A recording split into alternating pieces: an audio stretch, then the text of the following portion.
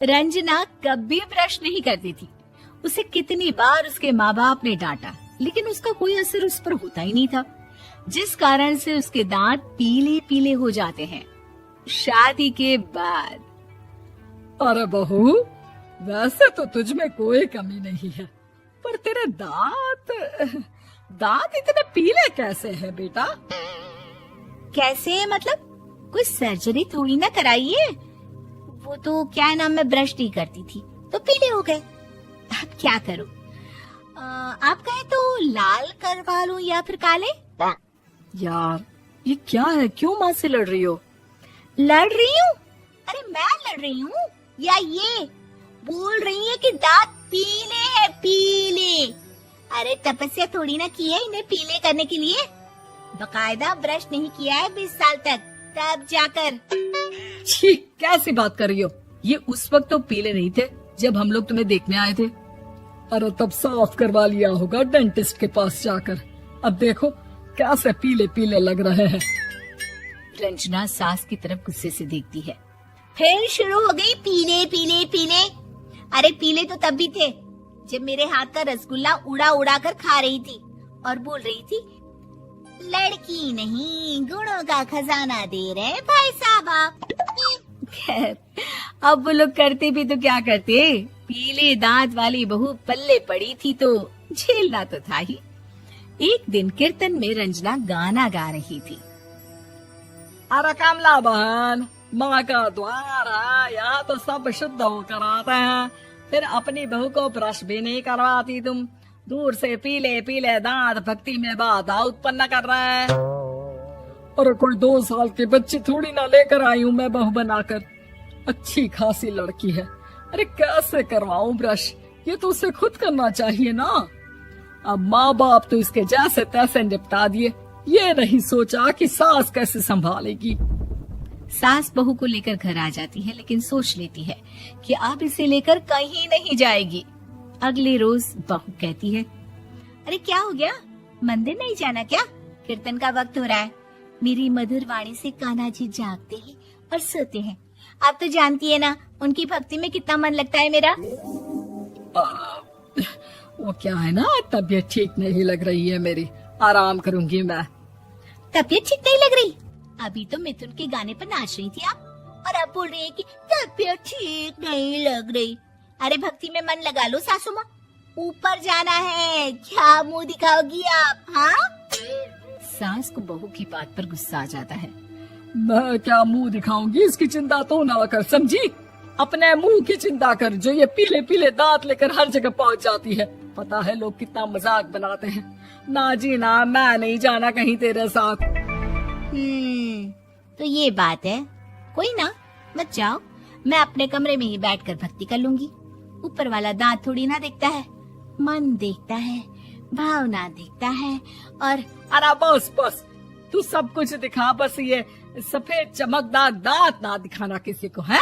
जा यहाँ से। बहू को सास की बात का कोई फर्क नहीं पड़ता, वो तो जैसी थी वैसी ही रह जाती है। सुबह नहाकर किचन में खाना बनाना, फिर खाना खाना, कीर्तन भजन करना और सो जाना। एक दिन, माँ जी मैं सहेली के घर जा रही हूँ, शाम को लेट आऊंगी।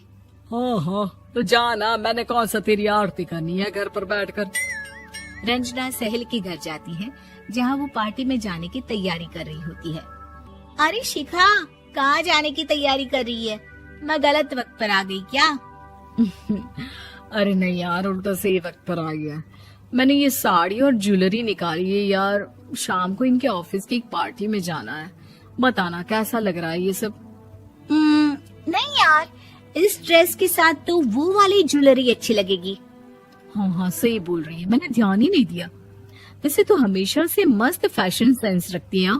तो बड़ा जाती होगी ना पति के साथ पार्टी में। रंजना कुछ नहीं बोलती, बस सोचती है कि यार काश ये बात सही हो जाती, पर मैं क्यों नहीं जाती पार्टी में? क्या इन लोगों की कोई पार्टी होती नहीं होगी? रंजना घर आती है और रात में पति से सवाल करती है, एक बात बताइए, आप मुझे किसी पार्टी में क्यों नहीं ले जाते? क्या आपकी यहाँ ऑफिस में पार्टी नहीं होती? पति बेचारा क्या कहता कि दांत पीले हैं तुम्हारे इसलिए। अरे कोई पार्टी होती नहीं हम लोगों के ऑफिस में, तो कहाँ से लेकर जाऊं? और मार्केट, मॉल, कहीं वीकेंड घूमना, कहीं तो। अरे यार, सारे हफ्ते में एक छुट्टी मिलती है, तो सोचता हूँ कि आराम ही कर लूं। क्यों? रंजना मन मार के रह जाती है। पहले कभी सास के साथ मंदिर जाया करती थी, लेकिन वो भी सास ने ले जाना बंद कर दिया। घर बैठी बैठी रंजना बोर हो जाती है। तभी उसे आइडिया आता है और वो मायके जाने का सोचती है। सासू माँ, 2 दिनों के लिए मम्मी के घर जा रही हूँ। अच्छा अच्छा ठीक है, आराम से जा। और हाँ, माँ से कुछ अच्छी आदत सीख कर आना कि कैसे शरीर के हर भाग की तरह दांतों की सफाई भी जरूरी होती है, समझी? शुरू हो गई ना आप। वो लोग आपकी तरह नहीं है कि छोटी छोटी बात का बतंगड़ बना दे। उन लोगों के लिए मैं मायने रखती हूँ, ना कि मेरे पीले पीले दांत। रंजना माँ को बिना बताए उन लोगों को सरप्राइज देती है, लेकिन जैसे ही वो दरवाजे पर पहुंचती है, अंदर देखती है कि घर वाले कहीं जा रहे होते हैं। अब माँ, काश रंजना दीदी के दांतों वाली प्रॉब्लम नहीं होती, तो वो भी हम लोगों के साथ चलती ना बुआ जी की बेटी की शादी में। हाँ बेटा, लेकिन अब उसे कौन समझाए कि उसको उसके पीले दांत नहीं दिखते, लेकिन उसके आसपास के लोगों को कितना एम्बैरेसिंग फील कराते हैं।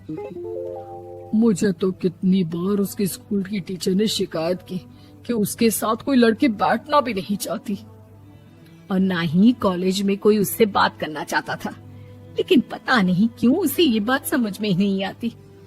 कोई कमी नहीं है उस लड़की में, बस यही कि दांत पीले हैं।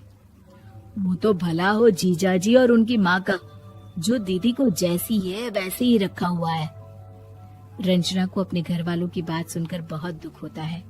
वो सोचती है कि वो क्या करे, लेकिन फिर वो सीधा डेंटिस्ट के पास जाती है, अपने दांत चमकाती है और कसम खाती है कि वो रोज ब्रश करेगी। अरे क्या हो गया? तुम तो 2 दिनों के लिए गई थी ना, पर कोई ना, अच्छा है, चलो आ गई तो। रंजना सास के सामने आकर खड़ी हो जाती है और पूरी स्माइल करती है, उसके चमकदार दांतों को दिखाती हुई। हैं?